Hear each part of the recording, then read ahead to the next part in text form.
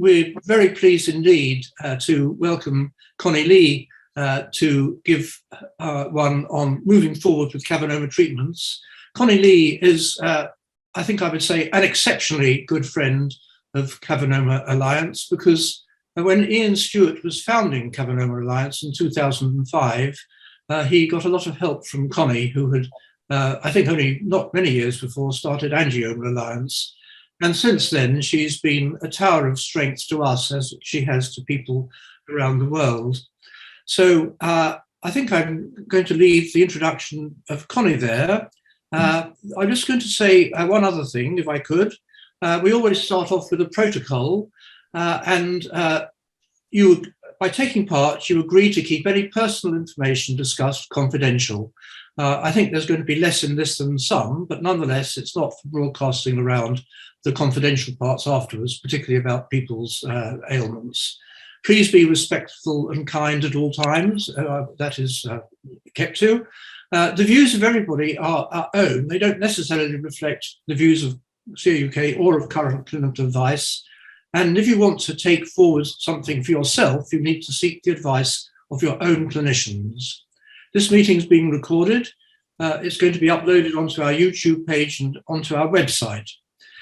You can ask questions in two ways. I'm sorry, I'm reading this out, either by speaking directly or putting them in the chat line.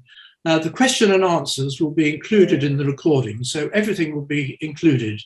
And if you don't want to be seen, in fact, you won't be seen except in one or two shots, but you would have to keep your video down, and you could mute yourself as well. We are very keen that people join CAUK, and so why not join us? It helps you with information about us.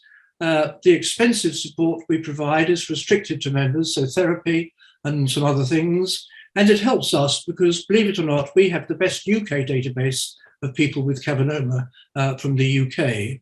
And to join us very easily, there's a membership icon on our homepage. If you click on that, it's pretty obvious what you do. You are very welcome to donate to us at any stage. There's a donate button up here. All our support is free for everybody, but we have to find about £130,000 per year for our current support, and half of that's donated by individuals. So enough of that.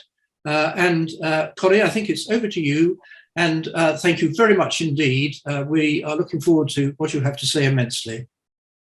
David, thank you so much. And I hope everyone who's watching this appreciates all that David has been doing over the years in terms of leadership and science, and really helping CAUK keep going in difficult times and in better times. So we appreciate you, David. All right. So as David said, I'm Connie Lee, and I am the CEO of Angioma Alliance, which is celebrating its 20th anniversary this year. So we have now reached almost adulthood for an organization, and it's been quite a trip. I'm going to talk a little bit at the end of this presentation about what's happening going forward with Angioma Alliance. But the first thing that I want to talk about is where we are right now in terms of treatments and what's happening there, because it's all happening very fast and it's all very exciting. And I'm trying to get my thing to go. There you go. So first, let's introduce a little bit about how it is that a medicine moves from the laboratory to being approved for use by people with a specific disease. There are phases, and these are the same in the UK as they are in the United States. There are phases of testing that a medicine has to go through in a clinical trial. So in a trial that is overseen by an institutional review board to make sure that the patients are being treated properly in it. And it could be hosted either by a drug company producing a medicine, or it can be done with a repurposed drug. Most often those trials are hosted through a university. But you always go to hospitals in order to get the medicines. So the phases of a clinical trial there are four of them. The first phase is the safety study. And in this study, it's small and it uses healthy people. It does not use people that have the illness currently. These are folks who are really just there to make sure that the medicine is not harmful, is not going to hurt anyone who takes it. And also to try to identify the tolerability at different doses. So they'll push the dose perhaps higher with these healthy volunteers than they do with people who are ill with the illness.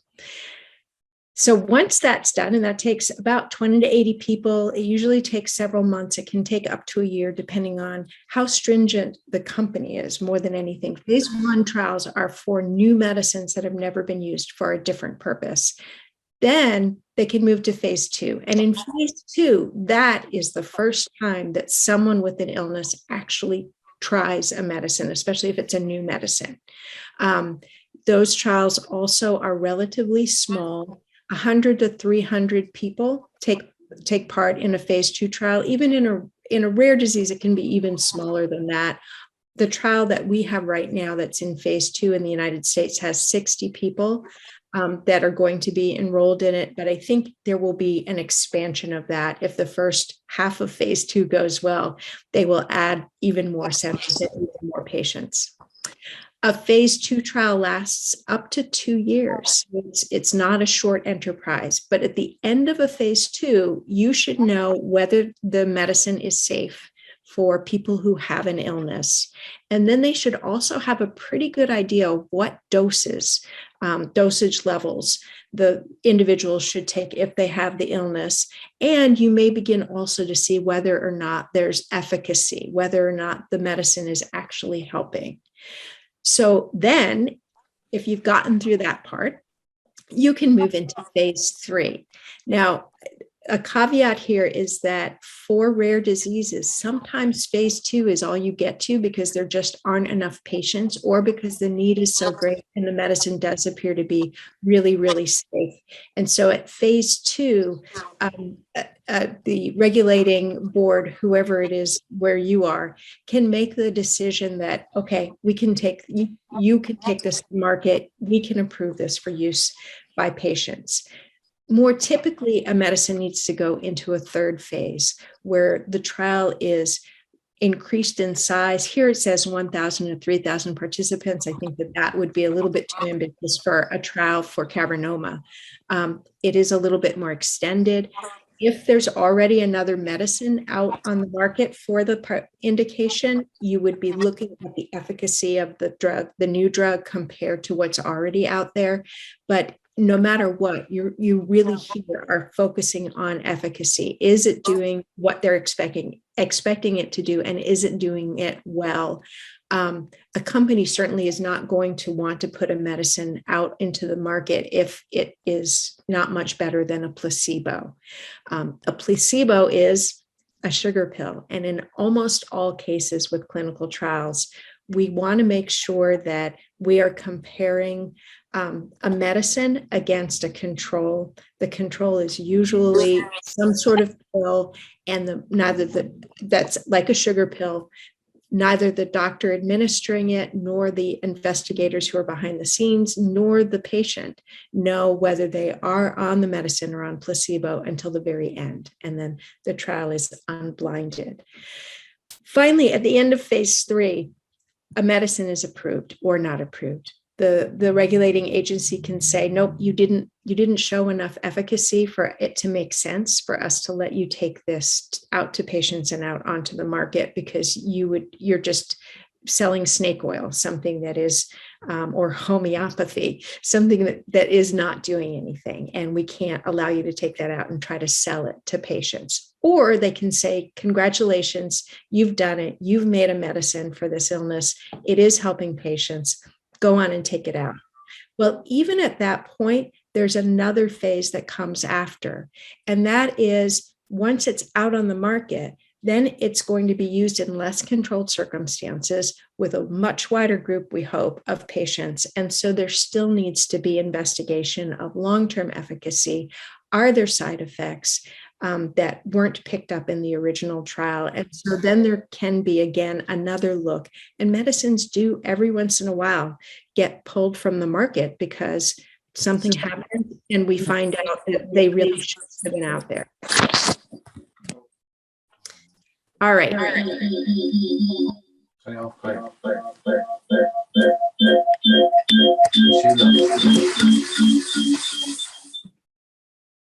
Okay, we better now? Thanks. You're muted, Connie. Yeah, I know. You just muted everybody, so thank you. I am now unmuted. This is what the CCM pipeline looks like right now. It is exciting. As you can see, there's a number of different things that we are looking at. It's actually even longer than this, but these are the ones that right now have the most potential to move forward and that we understand the most about. So propranolol, I'm going to go down one by one and discuss what each is and where it is so that you really have a sense of how excited I am right now. And then there are a few more slides after that that have me even more excited. So propranolol is a beta blocker. It has been used for many, many years in both adults and children for heart indications and for tremor. It has now completed a phase 2A trial in Italy, which enrolled 70-ish people. To determine whether or not it is safe for people with CCM, with cavernoma to take, and then also to maybe get some idea as to whether or not it's effective. And we should be learning relatively soon how that trial turned out. The last person has finished taking the medicine in this phase. So we're very hopeful that the trial will show something, and then they will need funding because this is not a drug that is still in the hands of a drug company to develop. It's generic, it's out there. Nobody's really making money off of it anymore other than the companies that are selling it as a generic.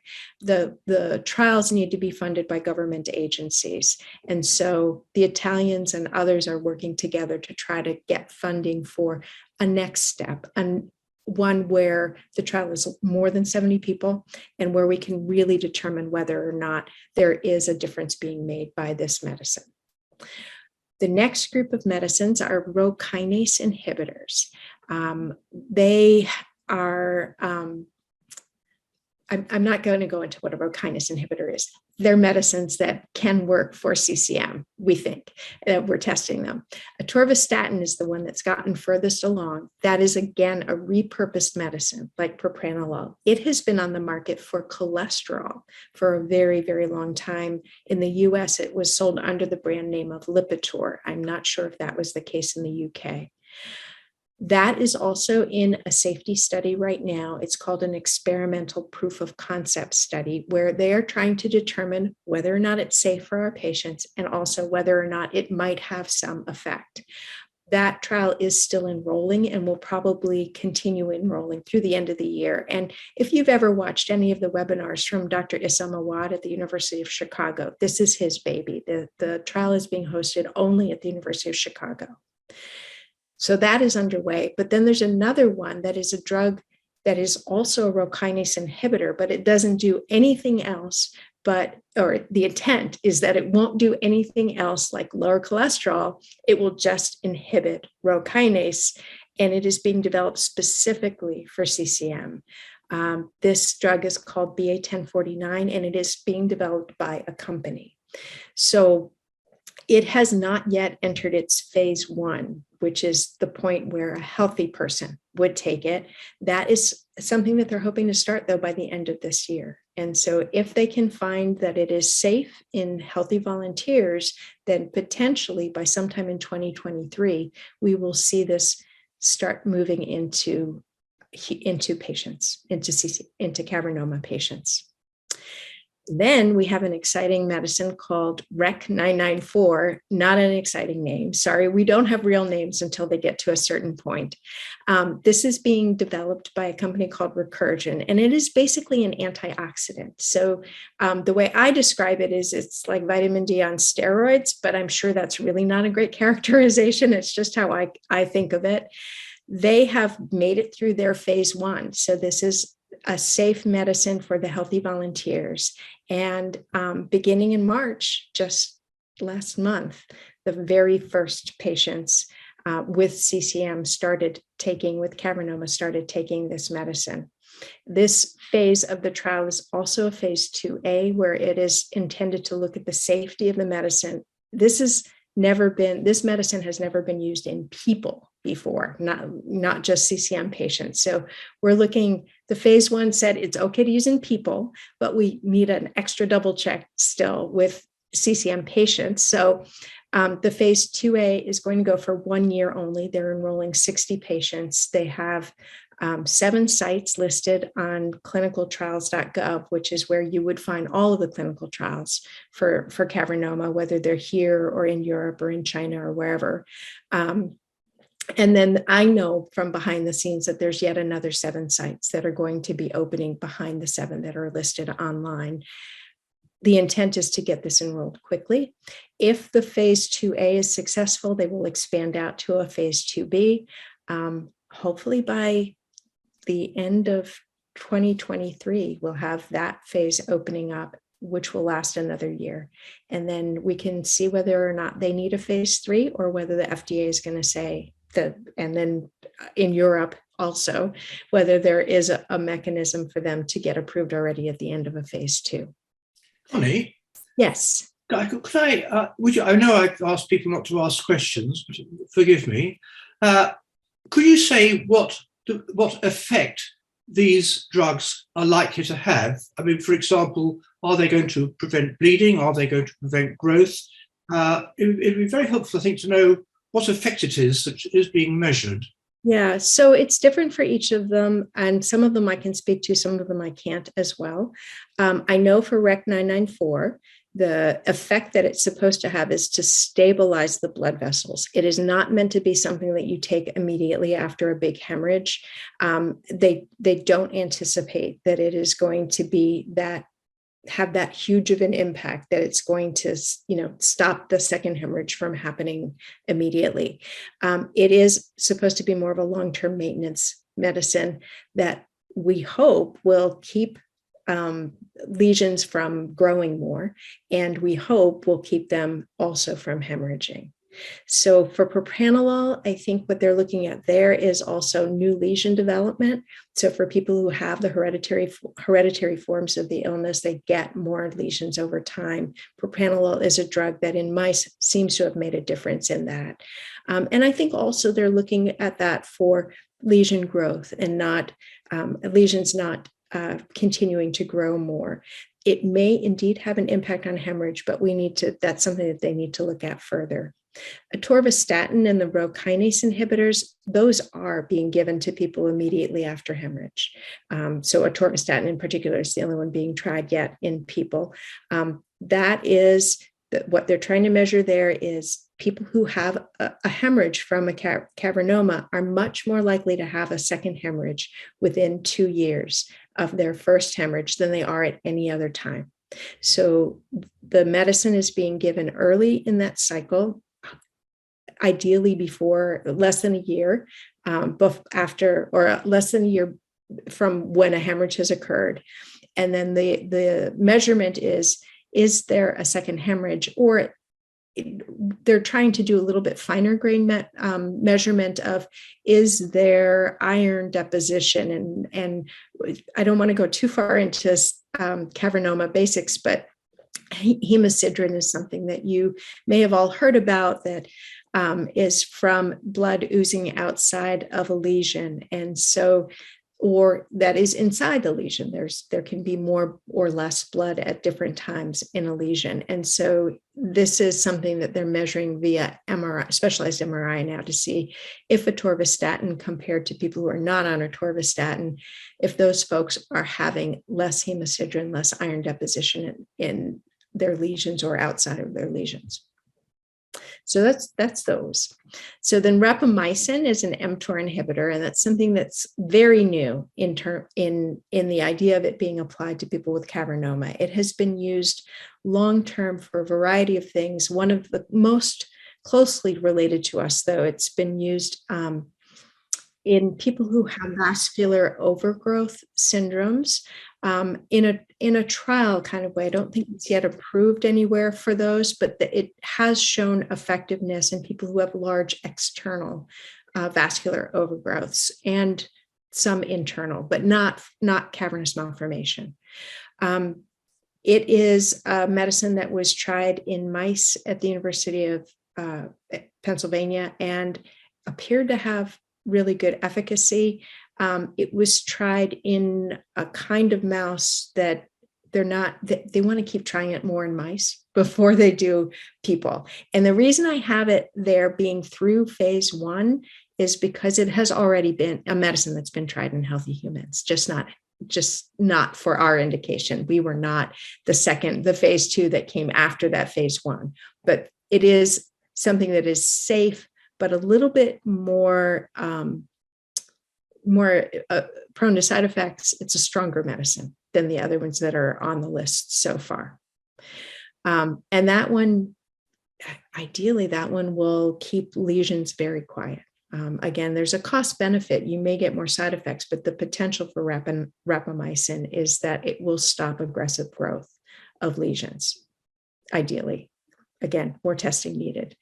Low-dose aspirin, which is very strange because we used to say no blood thinners for people who have cavernoma.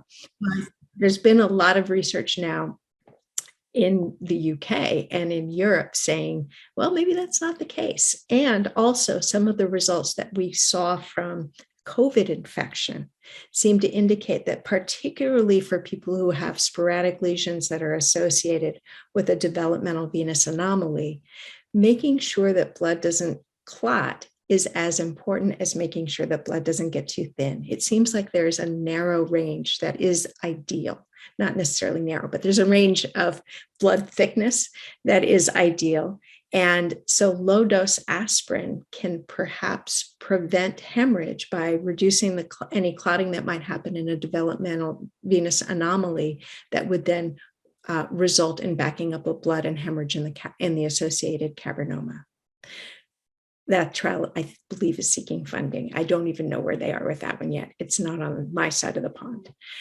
B-cell depletion is also something that was tried in mice and looked very promising.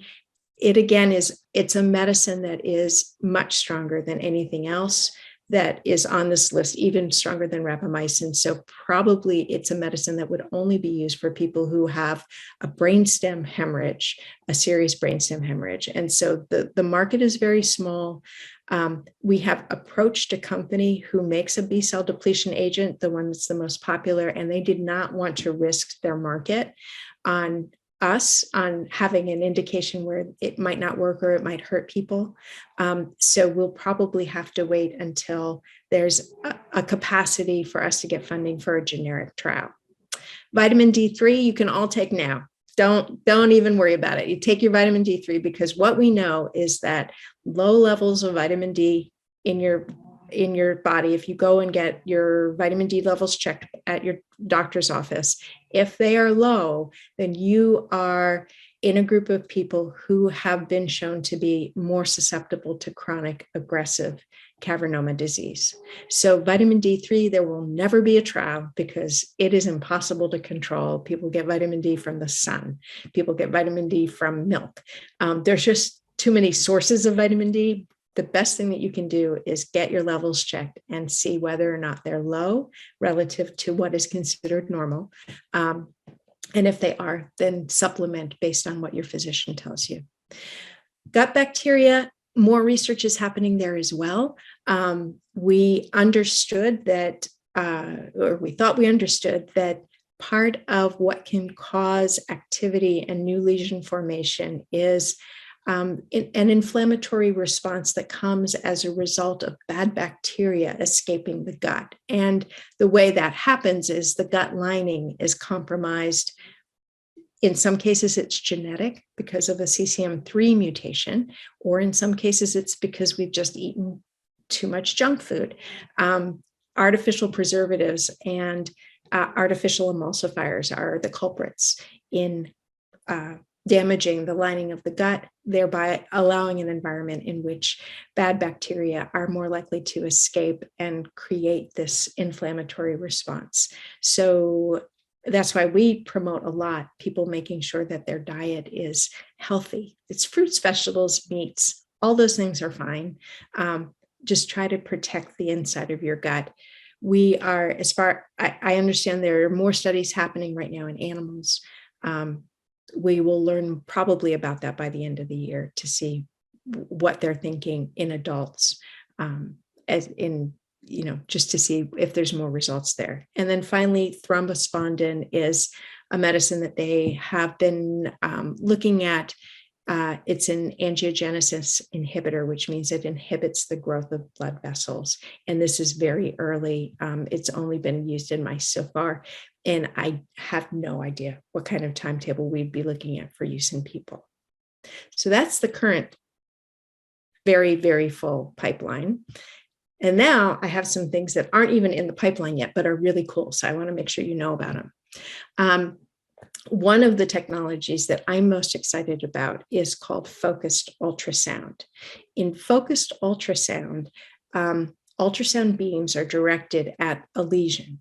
Now, focused ultrasound is already in use for things like tremor, in brain cancers, other areas of the body. One of the tricky things with focused ultrasound is that if you just use it by itself, it increases temperature in the surrounding area, and you don't want to do that in your brain. You don't want to burn up your brain, honestly. So what they are looking at right now is using it in conjunction with a chemical agent that sensitizes the cavernoma tissue to the focused ultrasound so that the temperature doesn't need to increase, but maybe 1 degree Fahrenheit in order for there to be an effect. I say this is the pie in the sky dream. It would be tremendous if it worked, because it could be a non-surgical alternative, particularly for people who have sporadic disease and just need to get rid of that one lesion. The question we have right now is, does it work? Will it work? And so we're hoping to be able to get to some sort of a mouse study. We're not even in mouse studies yet. So the issue is, will the sensitizer can we make it so that it only sensitizes the cavernoma tissue, or because cavernomas are leaky, is the sensitizer going to wind up going outside of the cavernoma and also sensitizing good, healthy brain tissue, which we certainly don't want. That is a work in progress. We are speaking almost weekly with the scientists that are working on this. Gene therapy.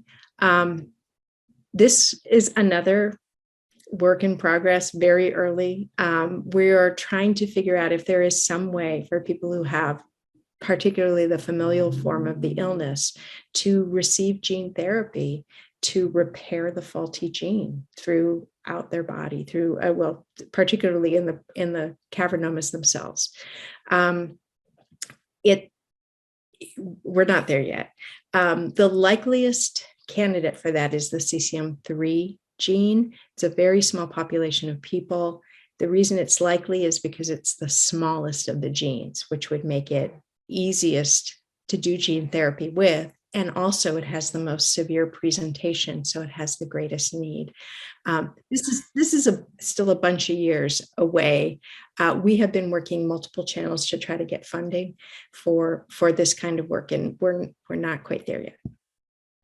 MicroRNA treatment, and this is where people like Petra and Ross need to speak up, because I personally do not understand this technology, but what I do know is that it's really exciting and is probably going to lead to incredible treatments for other diseases, and likely at some point CCM in the cavernoma in the future. And so it's just something to keep in the back of your mind. MicroRNA, as you hear about it, think a little bit more about how this might, just keep aware that it's out there and that we might be finding ways to make this work for cavernoma. So, and then finally, another thing that we're looking at is reducing the hemosiderin that's already been deposited. There are companies right now that have been speaking with us about removing existing iron deposition in the brain. And so this could be a multi-stage process where you could remove that iron deposition first. You can get to it because, again, cavernous malformations, cavernomas are leaky. They don't have tight junctions between the cells. The blood-brain barrier is not intact in those places. So removing the iron deposition and then using some other form of treatment to keep the lesion quiet after that. So whether it is a Rho kinase inhibitor, whether it is focused ultrasound, something else that would actually treat the lesion, but first remove that iron deposition so it's not left behind.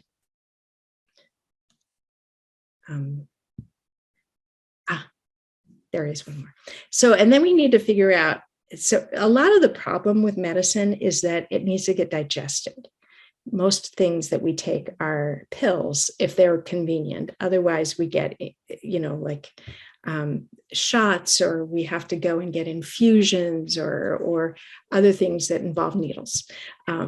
So when you're talking about pills, though, everything goes through your digestive system, and that changes things, that changes the medicines. It also creates more likelihood of side effects. So in Italy right now, and I believe now in Rochester, they're looking at different ways to deliver medicines so that it can get through the digestive system, or even coming in one of those other ways, but get targeted specifically to the lesion to reduce the amount of side effects. And also some of the nanoparticles that they're looking at combining with medicine, some of them have their own effects.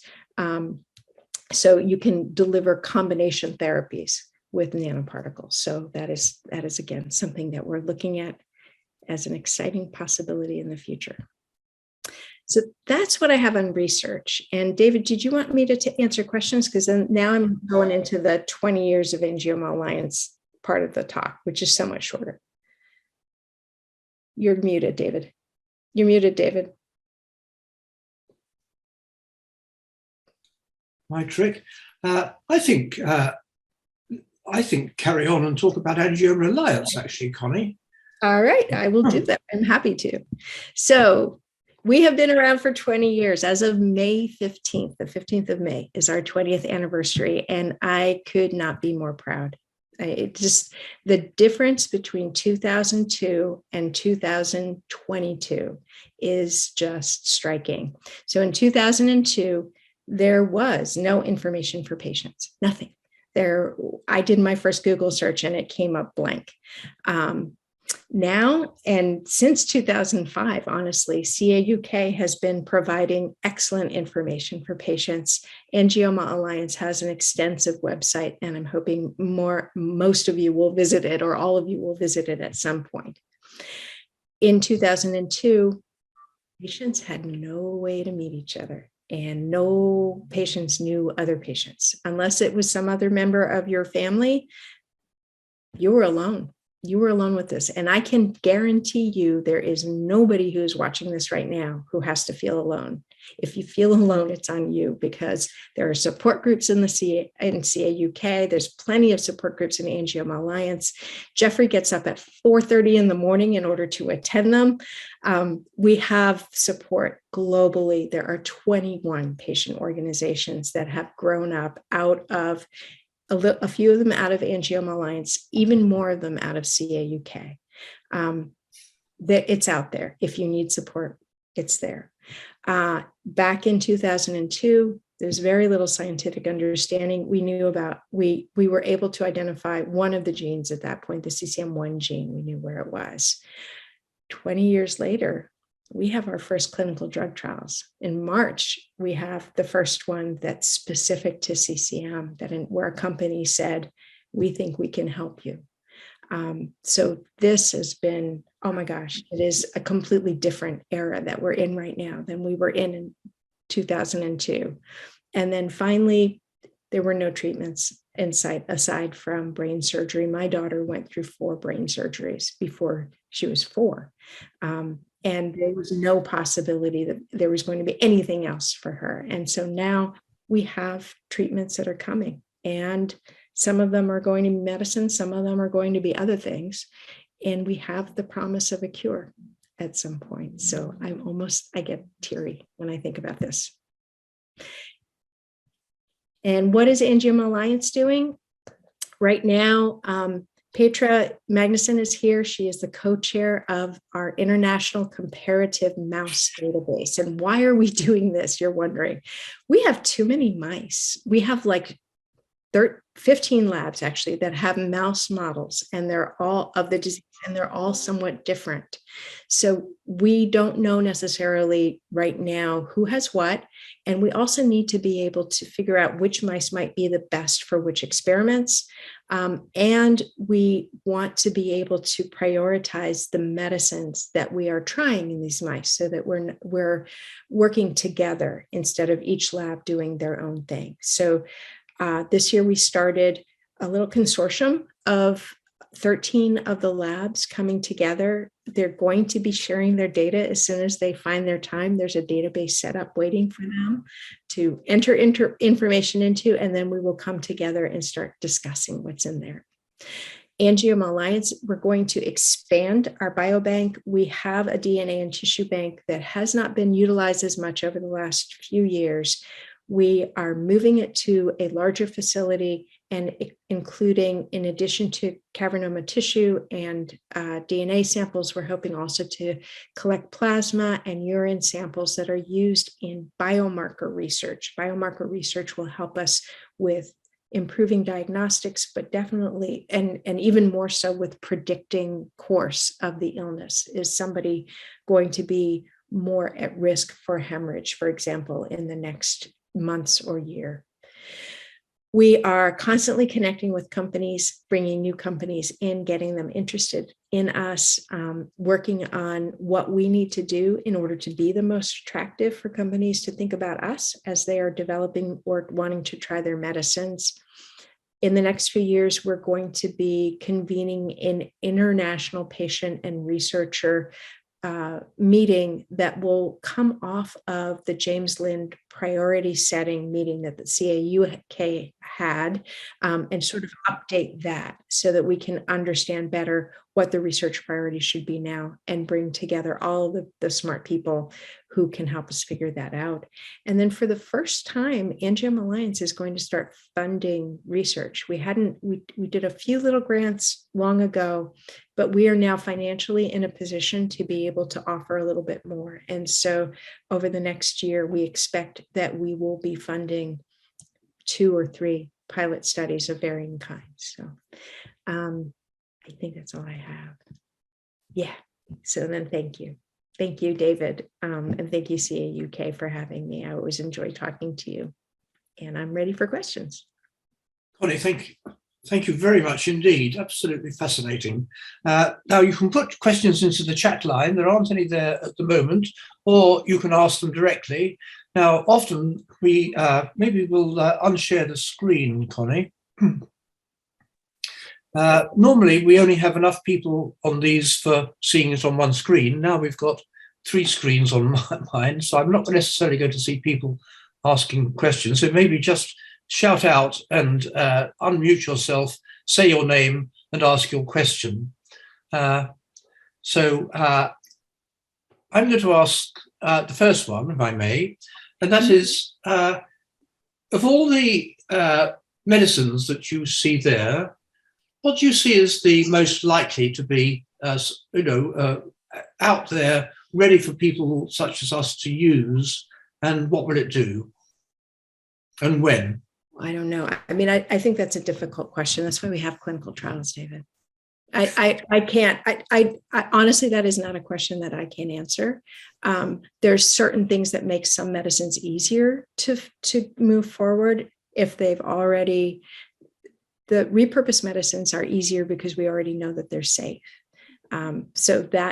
But they're harder because we need to get money in order to run those trials. So that slows that part down. Those are not easily funded.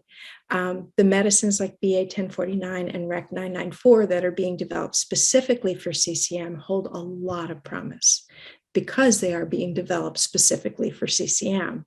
But they also have a higher level of risk just in getting the trial done because we don't know them well. We're just getting to know what those medicines are. So, Petra, did you have anything that you wanted to add to that? No, I completely agree with you. And of course, it's very tempting to get access to a drug that's available and get your medical doctor to prescribe it if it's already out there to be used. Yeah, but the doses that we are talking about with repurposed medicines are different from what are used in the normal diseases that they're being used, approved to treat. So for atorvastatin, most people who are on that medicine take 10, 20, maybe 40 milligrams a day of the medicine. They start our trial at 80 milligrams. And then if the person can't tolerate that, they'll reduce it. But where they really want you to be is at 80 milligrams. And then the same thing for propranolol. It's a medicine that can lower blood pressure, and people sometimes can't tolerate it at the dosages that are needed in order for it to be considered therapeutic for cavernoma. So there's a lot of, don't just go out and get a prescription. Just wait for exactly. We'll have better answers. And there's a question here from Takako Jin. I hope I've pronounced your name correctly. Thank you for a very interesting talk. Could you speak a little about the cure that you alluded to that may be possible in the future? I think that there are opportunities, even in some of the things that I said in the gene therapy and in microRNA technology, and in some of the medicines, if you think of a cure as being a regression of the lesion, then that's a possibility. That's a possibility. You regress the lesion and it doesn't come back. It may wind up being a combination of things that are needed to do that. For sporadics, focused ultrasound is a cure. It could be. Again, it needs to be tried. This is why I get so excited about these things, because I like to think that they're all going to work. They won't all work. But if it works, a person with a sporadic lesion who has non-surgical focused ultrasound could be cured without surgery. And focused ultrasound is also being looked at as a way of delivering gene therapy. So we start getting into combinations, and it's there.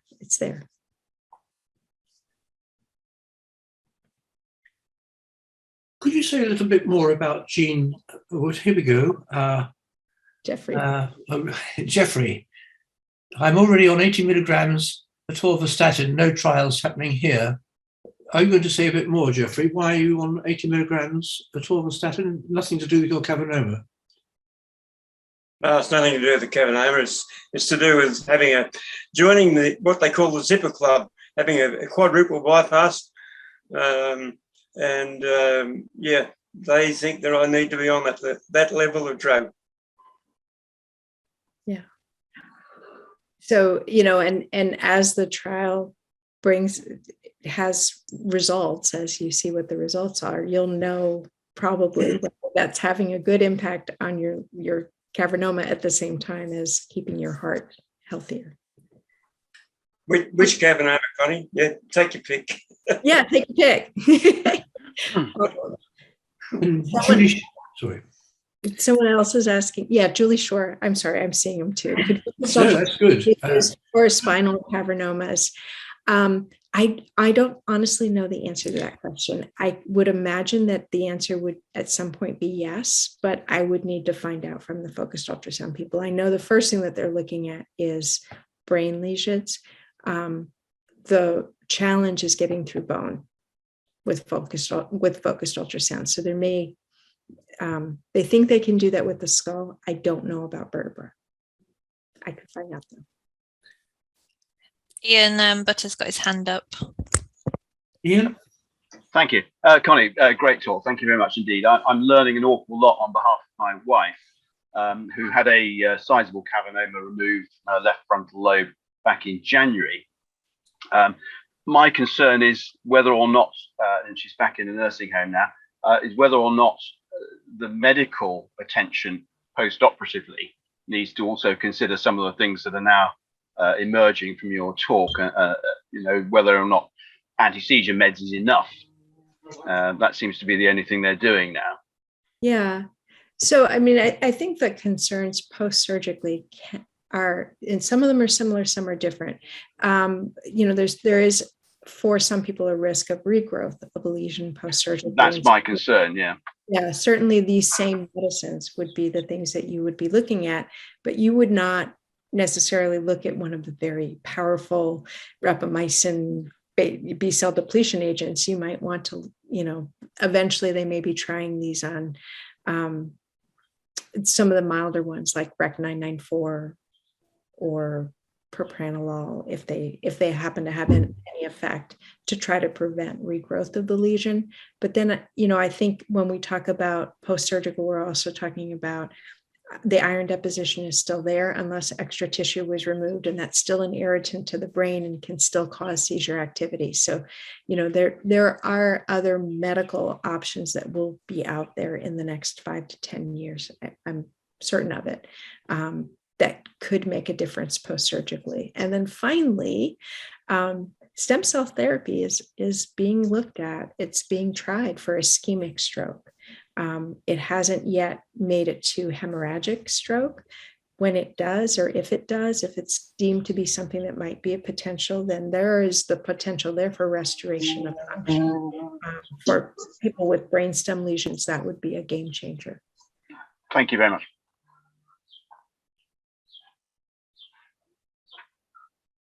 Do things look better for people with sporadic cavernoma than familial ones in all these treatments and drugs?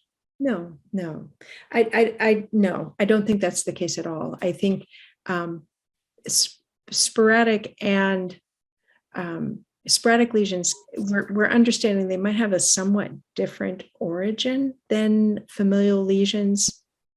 I don't understand all of the science of that, honestly.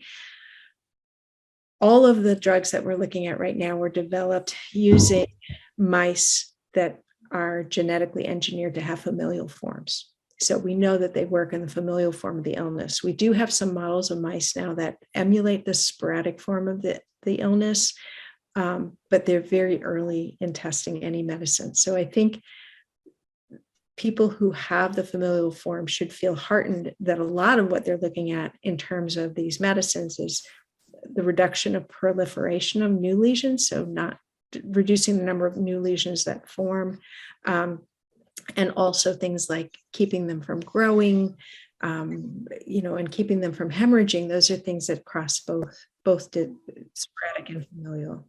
And so Anna Jacinto wrote which drugs are being investigated for familial CCM. They all are. And in fact, propranolol is only being tested in familial forms. That, though, is because of funding, because in Europe, funding for rare diseases is somewhat easier to get by universities, and only familial CCM qualifies as a rare disease in Europe.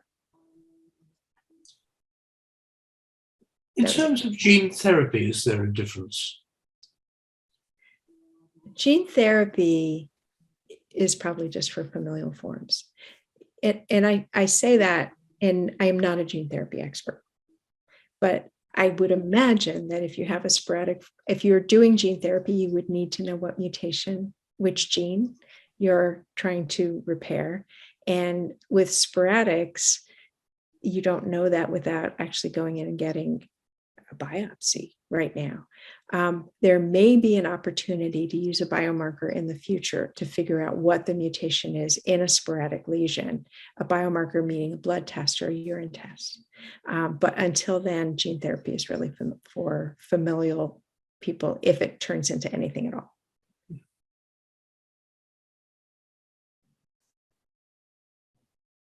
How are we doing?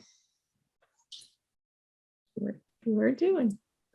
Ross, do you have anything you want to add?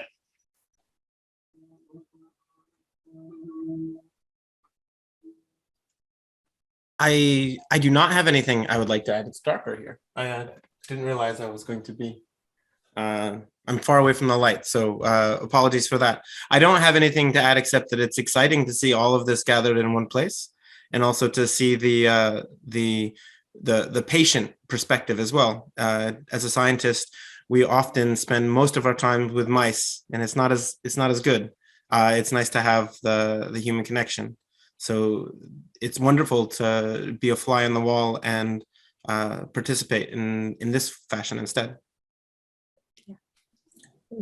Thanks, Ross. Petra, is there anything that you wanted to share? I completely agree, and it's very stimulating to hear you discuss and talk about your situation. I think it's very stimulating, and it makes our work more valuable. We really know that we might be able to make some kind of difference. We know it's a long way as a scientist. You have to be very stubborn and keep on going and never give up and hunt money to do what you want to do. But it's really, really nice and stimulating to meet you, who actually are the people who we work for. So And thanks for having us. Jeffrey, you ask your question yourself. Okay, David. With gut bacteria, is it the bacteria actually getting into the bloodstream, or is it their the products of their metabolism, their either polysaccharides, etc.? I know who you could ask that question of. It's lipopolysaccharides, I believe, LPS, and then it's connection with TLR4, toll-like receptor 4. I am not a scientist, so that's about as much as I can tell you. I also know KLF2 is another word that they throw in there sometime, or KLF. Maybe Petra, do you? Yeah, but it's correct. I mean, if you have a leaky gut, you can get the polysaccharides to reach into the circulation and thereby reach the brain barrier and affect the vasculature there, because those sugar molecules, they activate the vascular bed and make them more leaky, and thereby you have a leaky brain barrier also if they are in the circulation. Good. Yes, I was just wondering that because it's. I've also had a cerebral infection with. God, yes, memory's gone. I can't think. Sorry. It's okay. It's okay. Another thing that's interests me, I guess, to say, is that once a drug has been found to be successful for whatever purpose, it's then got to pass the regulatory bodies. And is it a concern that that will happen in America, because all the developments, well, not all, but many of the developments are taking place in America? And how are they going to become legal in Europe and in Britain? Is it going to have to go through separate regulatory processes with our bodies? Presumably it is. I am not as familiar with what the process is, but I do know that it's not as tricky as you guys having to start from square one. I do believe that you would already have safety data. You would already have the data from the American trials. There would probably need to be a follow-on trial in Europe, but anybody on the call know what the process is? Jana, you're the expert on this. Yeah, exactly. Well, I'm learning. I'm not an expert yet, but I'm trying to figure it out. And we have actually applied for a pilot study with the European Medicines Agency for scientific advice for propranolol. So that is something we have submitted documents with Petra and Roberto Latini in Italy. So hopefully we can get a little bit into this work soon, I would hope. But the question is, if FREC 994 is approved in the United States, yeah, that I don't know. How does it get approved? Okay, and they will. I can find out from Recursion because they probably would know. I believe that they may wind up opening up trial sites outside of the US by the time they get to a certain phase. I think that's another mechanism for getting broader approval, regulatory approval. I know we had talked with this, I don't think I'm revealing anything too confidential, but we had talked with this phase of opening a site in Toronto, but decided that the regulatory burden for just having that one site that might recruit 5 people was too much for Rec 994.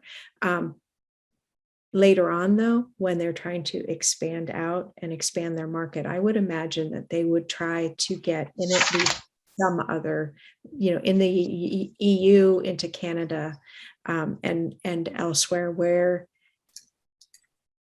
they know there will be a market after, once it's been approved. So there may be, the global South may be left out for a while. But I think the global North will probably have access to medicines pretty quickly after, if not at the same time. Jeffrey? I sincerely hope so, because our medical boards seem to have a nasty habit of wanting to reinvent the wheel every time, and things really get slowed down from time to time. Yeah. And I think Australia is not going to be in as bad a position as, say, Nigeria, or Ecuador. Those countries typically have to wait until something is off patent and before they can access. Another question here: does COVID vaccine increase the risk of bleeding in the cavernoma? Not that anyone has seen. Please get your COVID vaccine. What we did see in the first year of the pandemic is that COVID itself has increased bleeding in people with sporadic CCM. And again, it was that mechanism that the suspicion is the mechanism that I talked about, which is clotting in the developmental venous anomaly that's associated with the cavernoma, and that causing a backup of blood into the cavernoma. Even with AstraZeneca and Johnson & Johnson, where there has been small amounts, like such a small percentage of people clotting, we have not seen that in people with cavernoma yet. The very strong, just carrying on from what you said, the very strong advice from our medical advisors is that whatever the risk you have of that is minute compared with the risks of having COVID.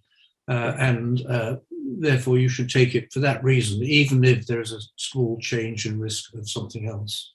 And also, if you have access to an mRNA vaccine, Pfizer, Moderna, whatever, those, go for that then. I don't know what your access is there to Pfizer, but if you have a choice, don't do AstraZeneca then.